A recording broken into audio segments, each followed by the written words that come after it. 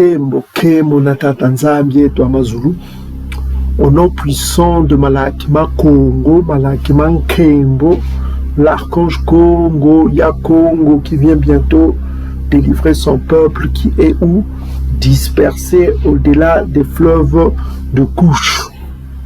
Ce ne sont pas les mots de Yantiba, ce sont les mots du Très-Haut, du Créateur des cieux et de la terre, avant que l'homme édomite vienne pénétrer les forêts de l'Afrique centrale et pénétrer au-delà des fleuves de couche pour connaître les 12 tribus qui sont installées là-bas, dont les espions du Vatican ont révélé à travers les multiples cartes. Nous avons témoigné de cela, que les peuples bantous avaient 12 royaumes sous l'autorité des Makoko, c'est-à-dire les Bankaka, les anciens. Comme c'est la tradition dans le coma des Bankaka, les anciens avaient une autorité sur ce peuple bantou, avant que la royauté vienne ressurgir et que la royauté est tombée après beaucoup de circonstances que vous connaissez. Donc la royauté ne pouvait pas persévérer dans sa forme. Avant, c'était les Bankaka, les anciens qui régnaient, et puis la royauté a failli surgir dans le royaume Congo, mais cela est vite tombé à cause de la prophétie que les enfants d'Isolélé resteront longtemps sans une royauté soutenue, sans le temple, et ils vivront dans le désordre jusqu'à ce jour que nous constatons le réveil du peuple dispersé au-delà des fleuves de couche. Le peuple du Dieu vivant est dispersé au-delà des fleuves de couche. C'est écrit dans les anciennes Bibles. Notamment la plus vieille, c'est la Vulgate, l'une des plus vieilles plutôt. Bible, c'est la Vulgate datant de la fin du IVe siècle, là où il est explicitement écrit dans Sophonie chapitre 3, verset 10, « Les enfants de mon peuple dispersés au-delà des fleuves de couche. » Les enfants de mon peuple dispersés. Donc, le Tout-Puissant reconnaît que son peuple est dispersé où? Au-delà des fleuves de couche. Là, nous parlons de l'Afrique centrale jusqu'en Afrique du Sud. On ne parle pas au-delà des fleuves du Jourdain. Là, c'est Amalek qui est là-bas, avec d'autres convertis, d'autres berbères convertis, et des Cananéens Falacha convertis, et d'autres Ishmaélites convertis, les Yéménites convertis. Donc, ceux qui sont là-bas ne sont que des Ngoï. Ce n'est pas les mots de Yantiba, c'est Ézéchiel chapitre 36, verset 5. C'est explicite, c'est Édom qui domine. Ok, au-delà des fleuves du Jourdain, c'est Édom qui est là-bas. Ok, c'est Édom qui domine là-bas. Ok, voilà quoi. Donc, bien-aimés frères et sœurs, dans ces derniers temps, le peuple du Dieu vivant s'exprime. Le peuple du Dieu vivant est révélé. Cela annonce le retour de l'archange Congo qui est à la tête de ce peuple. Et nous venons aujourd'hui, gloire au Tout-Puissant de l'univers, Tata Nzambi, le Père suprême, à lui seul soit l'honneur, la gloire et la puissance, qui nous révèle beaucoup de choses dans ces derniers temps, afin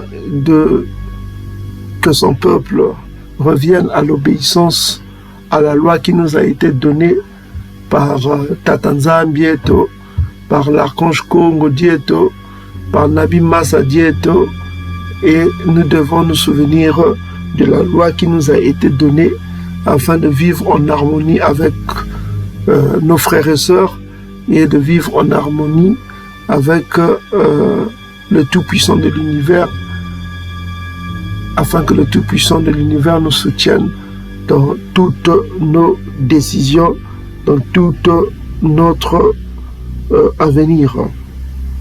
Donc, Beluka à tous ceux qui enseignent ce peuple avec dévouement et fidélité, avec honnêteté.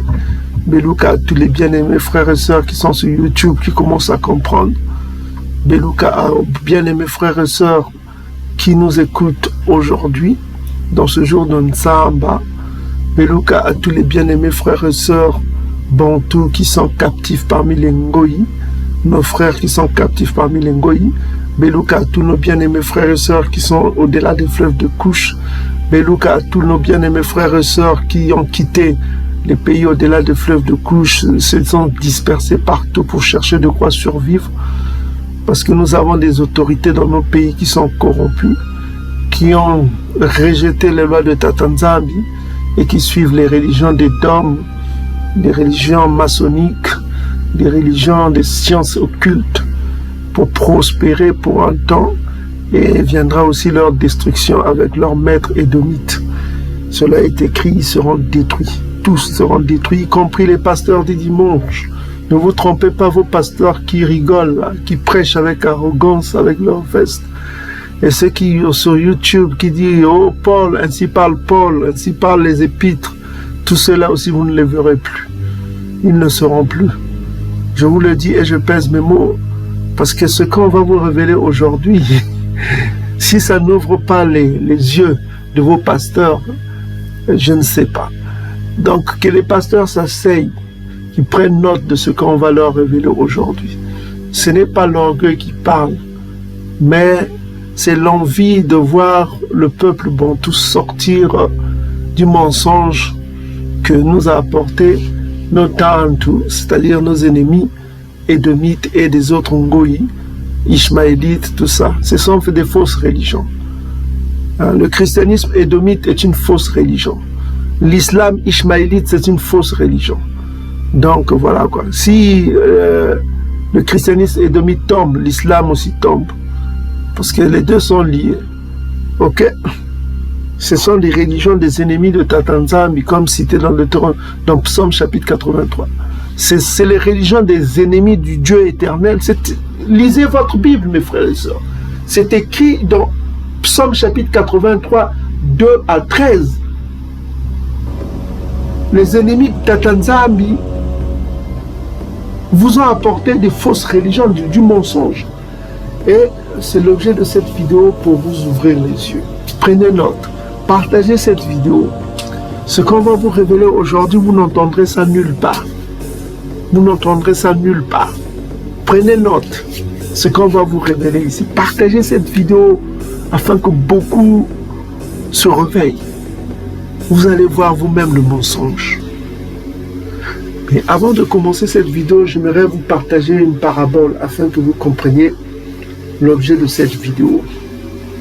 Avant qu'on commence, je vais vous partager une parabole qui m'est venue en esprit avant que je fasse cette vidéo. Il y avait un homme, voici la parabole. Il y avait un homme âgé qui vivait dans un village. Il était le chef du village. Il avait 2 fils qu'il aimait beaucoup. L'aîné était désobéissant. Il était cupide en même temps. Mais le père ne le soupçonnait pas encore. Il ne savait pas que son fils aîné était désobéissant et cupide. Il ne savait pas, mais il voyait les signes déjà. Alors le petit frère, lui, il était obéissant. Il était obéissant et il était honnête et sincère. Alors, dans ce vieux village-là où il n'y avait pas de réseaux sociaux, ni téléphone, ni tout ce qu'il y a de moderne aujourd'hui, un malheur frappa le village. Une grande sécheresse. Donc ils perdirent tout leur bétail, ils perdirent beaucoup de leurs champs, ils se retrouvèrent à terre. Alors le père était triste de ce malheur qui les frappa. Alors il écrit une lettre, parce qu'en ce temps-là, il n'y avait pas de téléphone pour appeler. Il demanda à ses 2 enfants d'aller voir 2 chefs du village voisin qui avaient été épargnés par le désastre. Alors il leur demanda un prêt. Pour le premier village, il demanda à son fils aîné d'aller demander 4 pièces d'or. En ce temps-là, les pièces d'or avaient une grande valeur. Et il demanda au fils cadet aussi d'aller demander 4 pièces d'or. Donc il écrivit une lettre, et qui voilà. Et les 2 enfants allèrent demander des 4 pièces d'or comme prêt, pour prêter à ce chef du village. Alors, les autres chefs du village connaissaient la réputation de ce monsieur, parce qu'il était honnête, il était fidèle, et il était véridique. C'était un homme honnête, fidèle et véridique. Donc, chaque fois qu'on lui prêtait l'argent, lui, il remettait toujours l'argent. Quels que soient les intérêts, il payait sa dette honnêtement. C'était un homme honnête. Voilà quoi. Donc, les 2 chefs du village n'hésitèrent pas à lui prêter 8 pièces d'or, afin qu'il se relève de son désastre. Donc, les 2 fils revinrent et dirent à leur père, l'aîné dit que voilà, papa, voici les 4 pièces d'or. Alors, le fils cadet aussi revint, il dit à son père, voici les 4 pièces d'or. Donc, cela équivaut à 8 pièces d'or. Le père était content, alors, avec ces pièces d'or, il alla acheter du bétail, il alla acheter des graines, tout ça comme ça, pour relancer son activité agro-pastorale. J'espère que c'est comme ça qu'on dit dans le français. Hein? Donc, son activité agro-pastorale. Hein? Donc, cela a permis de redémarrer son activité. Alors, après le redémarrage de son activité, il commença à renaître. Et puis, il a accumulé un peu d'argent et il demanda à ses enfants d'aller rembourser les prêts qu'il avait. Il avait pour rembourser les prêts au grand chef du village. Alors, comme d'habitude, il écrivit toujours une petite lettre de remerciement et puis il dit que voilà, je vous remets vos prêts et que voilà, je remets votre argent. Donc, il donna la première lettre à son fils aîné. Il lui dit que voilà, mon fils, vas-y, tu vas remettre les 4 pièces d'or au chef du village. Voici la lettre que j'ai écrite. Voici la lettre, je leur remercie de l'aide qu'ils m'ont apportée, tout ça comme ça, et que voilà, je rembourse votre argent. Il mit bien le montant, écrit, voilà, 4 pièces d'or, voici votre argent. Et il écrivit la même lettre au petit frère pour aller remettre à l'autre chef du village qu'il avait prêté 4 pièces d'or. Alors, le fils aîné, en ce temps-là, avait des difficultés financières. Donc, il se disait que, mais comment je veux faire moi? Comment je me suis marié, tout ça comme ça, j'ai besoin d'argent. Papa n'a pas beaucoup d'argent, mais comment je veux faire?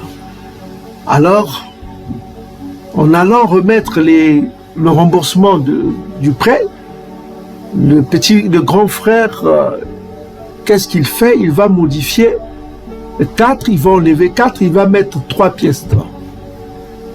Il va complètement modifier la lettre. Il a mis 4 pièces d'or, le reste, il a modifié une lettre, il a écrit une nouvelle lettre, 4 pièces d'or, tout ça comme ça, il a imité la signature de son père. Disant que le reste, je vous rembourserai dans 2 mois. Donc il a fait cela pour que cela lui permette quelques jours d'avoir une autre pièce d'or pour aller rembourser le chef du village, disant que c'est son père. Donc il a modifié la lettre de son père. Il a pris la lettre de son père et il a modifié. Voilà quoi. Et il est allé remettre 3 pièces d'or à l'autre chef du village. Le chef du village a dit, ah, mais moi j'ai prêté à ton père 4 pièces d'or et voici, il me remet que 3 pièces d'or. Le fils aîné dit que voilà, oh non, papa a des difficultés, il dit qu'il va te rembourser l'autre pièce d'or le mois prochain.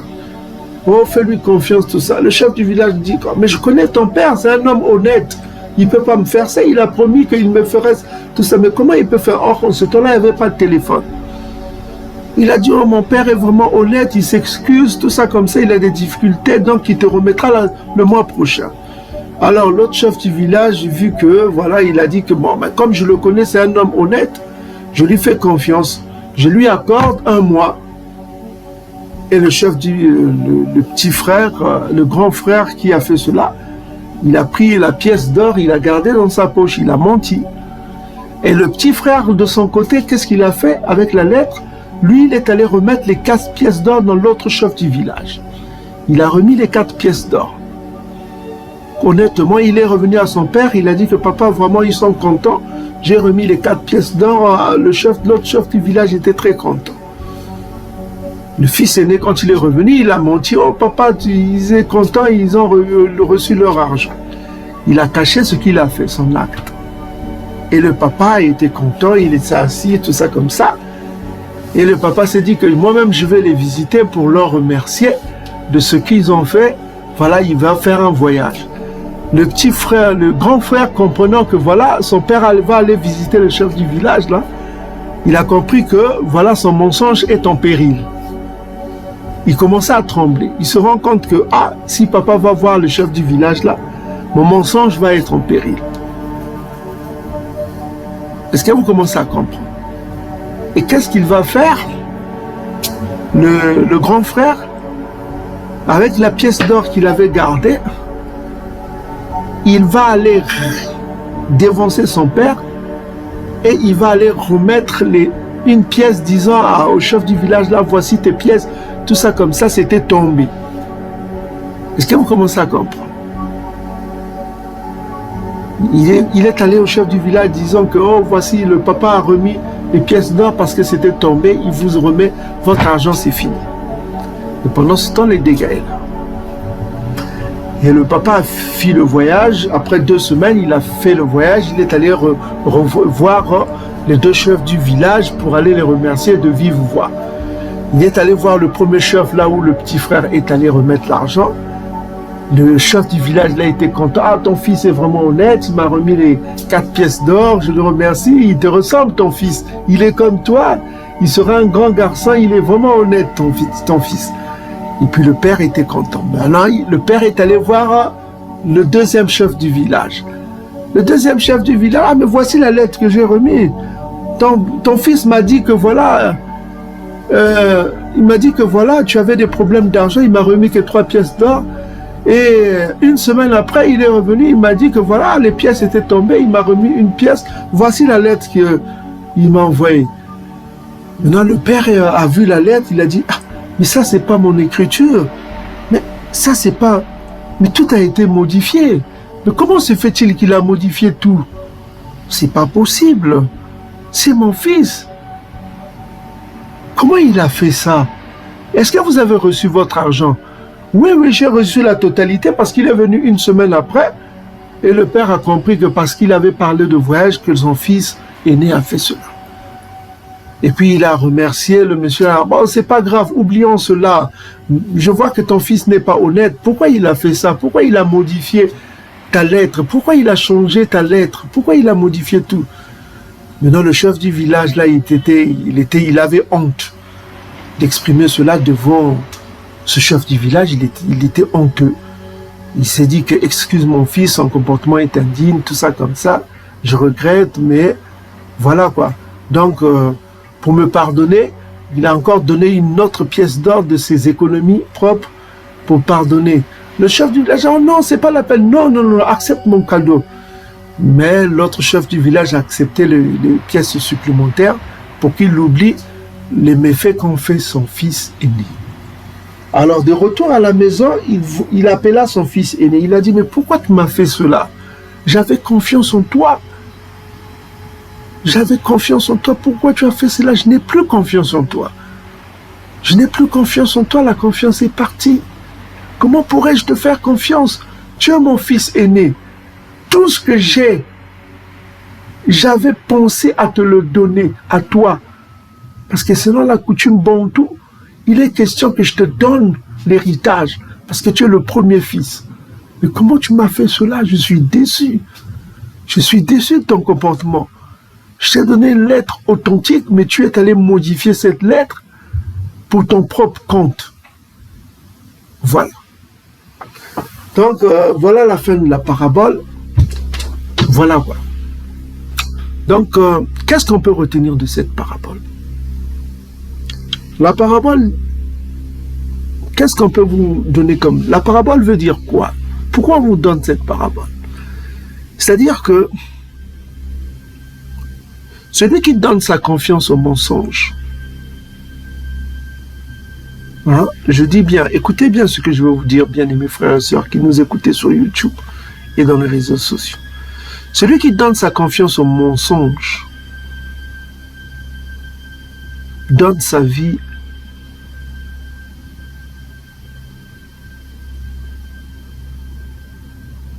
à la mort.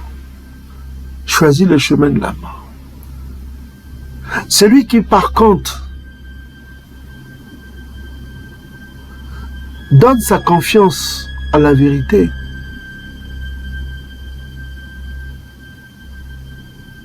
choisit le chemin de la vie.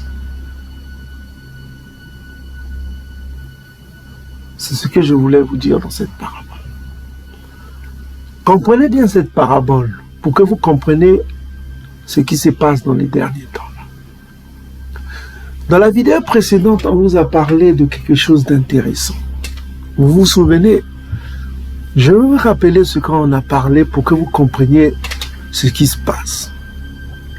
Pourquoi le Nouveau Testament est un poison pour le peuple bantou? Vous regardez vos pasteurs, allez dans les églises, regardez les pasteurs. Vous les regardez tout le temps, ils crient là, Yeswe, Jésus-Christ, alobi, Jésus-Christ a saliboye, Jésus-Christ a saliboye, Jésus-Christ, Yeswe azanzambe. Tu vois les femmes qui chantent, Yeswe, Yesu Masia. Donc tu les vois en train de chanter là. Vous les entendez avec des belles chansons qui vous émeuvent.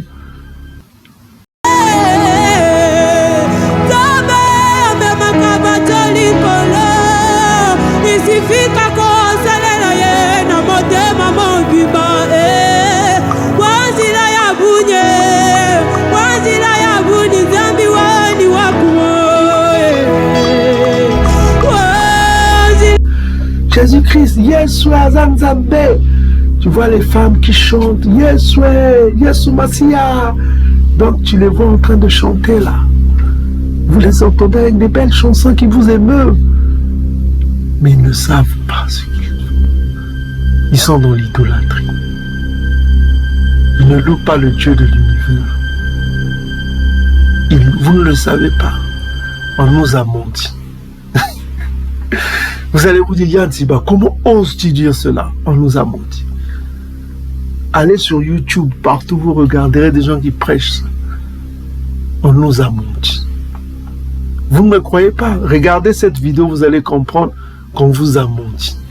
Tout cela est un mensonge venant de Rome. Ça vient de Rome. On va vous le prouver dans cette vidéo. Pour ceux qui sont intelligents, cette vidéo les rendra plus intelligents.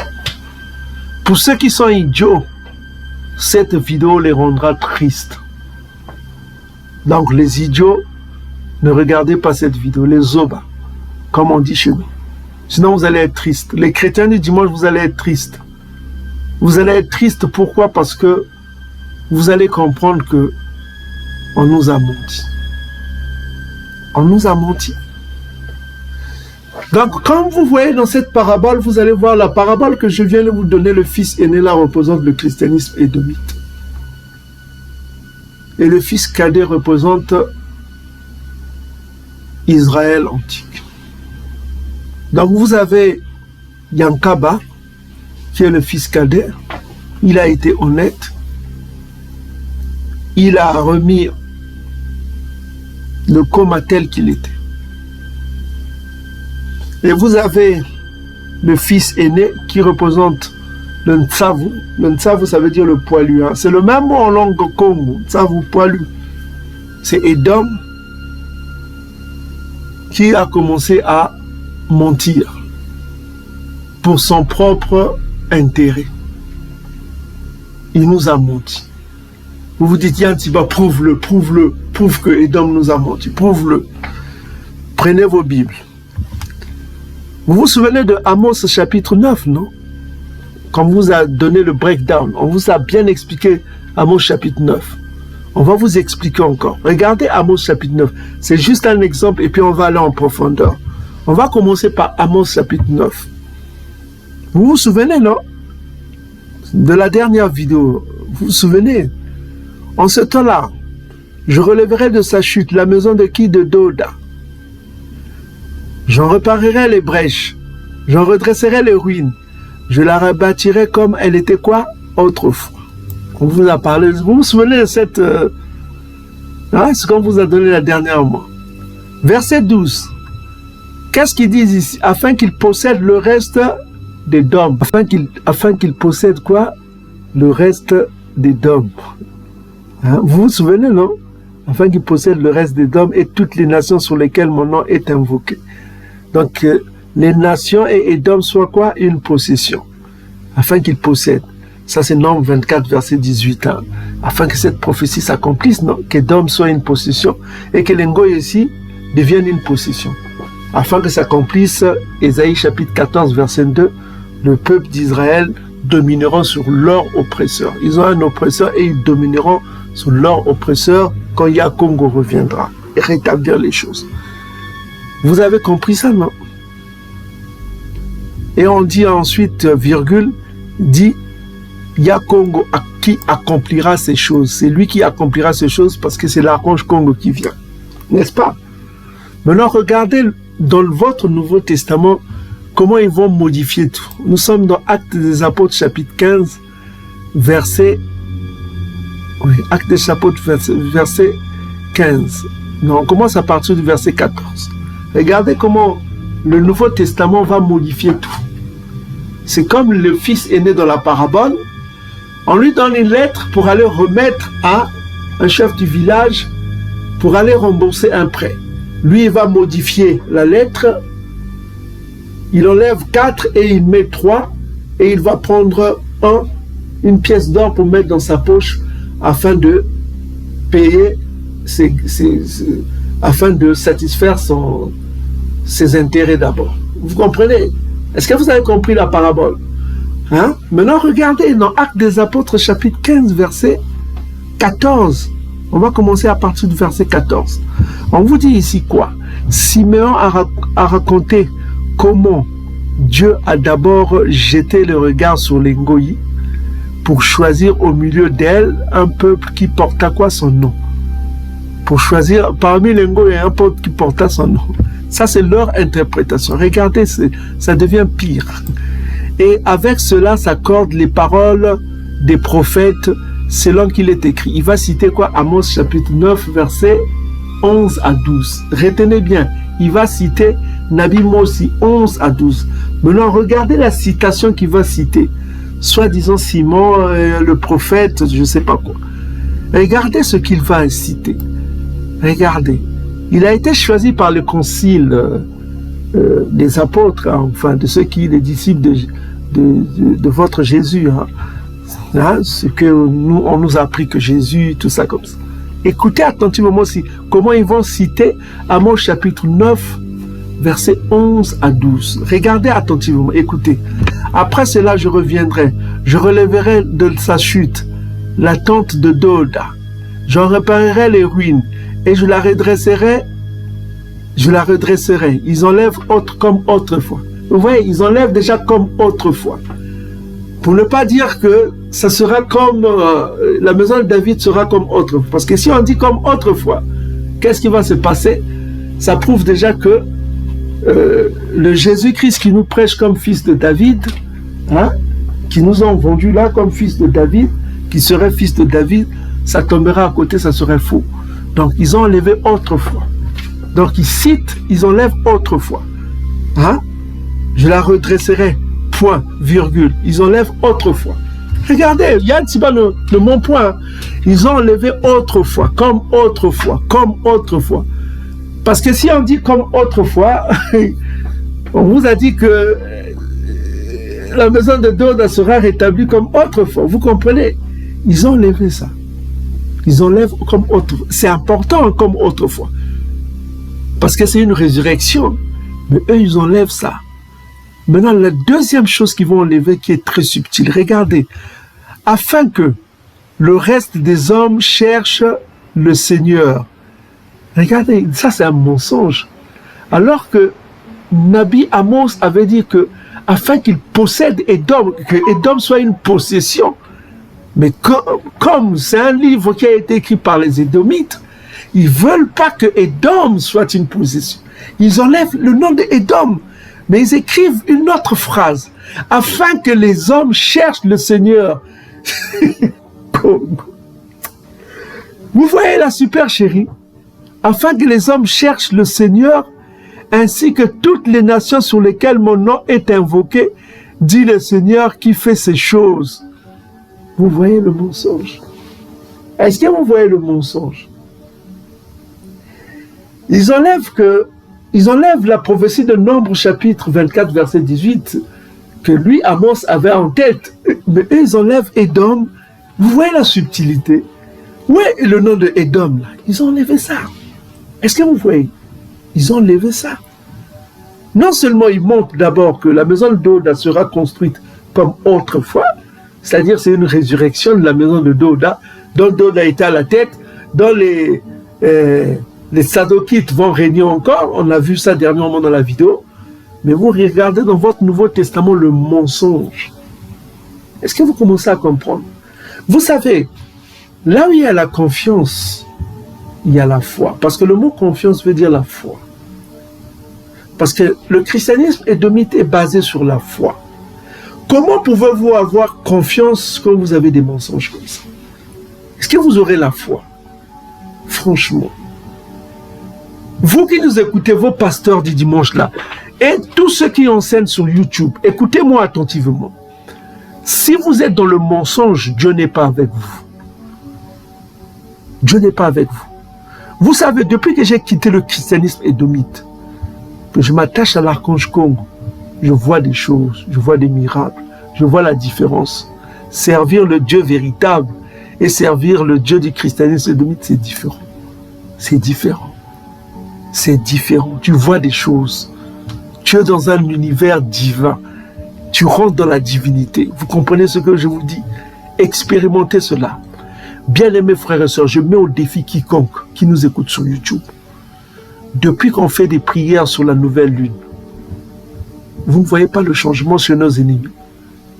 Vous ne voyez pas qu'il y a la chute. Qu'ils ont des problèmes plus qu'avant. Des problèmes économiques. Ça ne va pas. Ça ne marche pas. Parce qu'on prie. Le reste du soleil, les élus bantous sont en train de prier avec nous. Chaque nouvelle lune. Contre tous les ngoïs qui ont fait du mal au peuple bantou. Vous voyez le résultat. Là, qu'est-ce qui se passe? Ishmaël et Édom sont en train de se battre. Sont en train de s'entretuer entre eux. Hein? Qu'est-ce qui se passe? L'économie. Les Occidentaux en train de s'écrouler. Regardez les informations. Ils sont dans la récession. Vous savez ce que veut dire récession? L'économie est dans la récession. Regardez le pays comme la France est rejeté maintenant en toute l'Afrique. Ils ne veulent plus d'eux. Qu'est-ce qui se passe? Vous ne voyez pas ce qui se passe. Vous n'arrivez pas à voir. Si vous ne voyez pas, vous ne vous réveillez pas, vous êtes soit idiot, soit juste un débile. Chaque fois qu'on prie, chaque nouvelle lune, il y a un changement qui arrive. Il y a quelque chose qui arrive. Parce qu'avant, on nous disait, priez pour vos ennemis. Priez pour vos ennemis. Ah non, ça c'est fini ça. On ne va pas prier pour nos ennemis. Les ennemis de notre peuple. Mais non. Les Ngoïs, pas question. Les Ngoïs ont fait du mal, ils doivent payer le mal qu'ils ont fait. Les Ngoïs qui ont fait du mal, ils doivent payer le mal qu'ils ont fait. C'est logique. On n'aura pas pitié des Ngoïs. Non, il faut prier contre les ennemis du peuple bantou. Pour tout ce qu'ils ont fait, ils doivent payer chaque petit, même un petit tongue d'un bantou qui a été coupé, même un petit tongue, quand même un bantou tué, ça sera pire. Il faut prier pour le pire, pour tout ce que les Ngoïs ont fait contre nous. Donc, mes frères et sœurs, nous sommes en face d'un mensonge. C'est flagrant. C'est flagrant. Soit vous êtes un débile, soit vous êtes un idiot. Vous n'arrivez pas à comprendre que c'est une manipulation ici. Donc déjà, on a démontré que le livre de Actes là, c'est faux. Étienne a dit des mensonges, on vous a démontré ça. C'est faux, c'est du faux. C'est des mythes, ça. C'est des mythes. Seuls des idiots attardés, des gens qui sont tellement aliénés, ils ont été tellement... Vos pasteurs sont idiots. Tous les pasteurs du dimanche que vous voyez, ils sont tellement bêtes, idiots, qu'ils acceptent des saletés comme ça. Ça, c'est du monstre. C'est des saletés, ça. Ça, c'est de la manipulation. On appelle ça de la manipulation. Hein? Vous avez vu la parabole? Le papa, dans la parabole, qu'est-ce qu'on vous a dit? Que le papa donne la lettre à son fils aîné. Là où il écrit que voilà, je rembourse les dettes. Voici les quatre pièces d'or que vous m'avez prêtées. Le fils, qui fait en route, il prend la lettre du père, il modifie tout. Il dit que voilà, je te prête que, voilà, je rembourse les trois pièces d'or. Il prend une pièce d'or, il met dans sa poche. Et puis il écrit que voilà, je rembourserai l'autre pièce d'or le mois prochain. Il a modifié, il a été malhonnête. Le fils aîné a été malhonnête. C'est comme ici. C'est de la malhonnêteté, c'est du mensonge. On ne peut pas prêcher, soi-disant, un Christ qui est fils de Dieu et on ment aux gens ici. C'est du mensonge ici. C'est du mensonge. On est en train de torpiller ce que Amos a dit. Amos n'a pas dit que voilà, je reviendrai à l'étang de je reparerai, je redresserai, virgule. Mais où est le mot autrefois? Comme autrefois. Comme autrefois. Amos a bien écrit comme autrefois. Mais dans votre Acte des Apôtres, chapitre 15, verset 6, répétant les mêmes paroles d'Amos, et ils enlèvent des choses qui vont compromettre leur doctrine.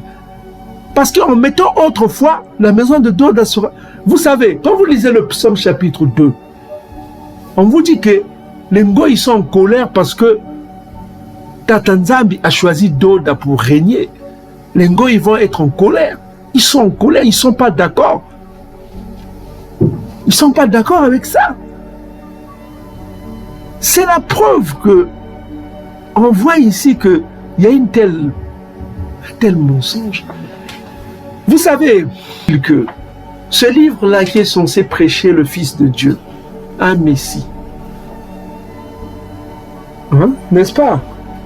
Ce livre qui est censé être un livre religieux, basé sur la vérité, parce que le personnage central de leur foi a lui-même dit que je suis la vérité. N'est-ce pas ce qu'il a dit? Mais ici, on voit que ce n'est pas la vérité. C'est de la manipulation à des fins religieuses. On est en train de mentir au peuple. On est en train de mentir. Et c'est ce mensonge-là que l'Afrique a accepté bêtement. Que l'islam a accepté parce que l'islam aussi a mis ça, croyant que ce Jésus-là existait, que c'est vrai, c'est vrai. Est-ce que vous commencez à comprendre la supercherie? Vous voyez un peu ça? Et vous dites, Yantiba, oh, mais comment ça, Yantiba? Non, Yantiba n'est pour rien. Mais c'est du mensonge, mes frères. C'est clair, c'est du mensonge. C'est de la manipulation. Ce n'est pas une omission. C'est exprès.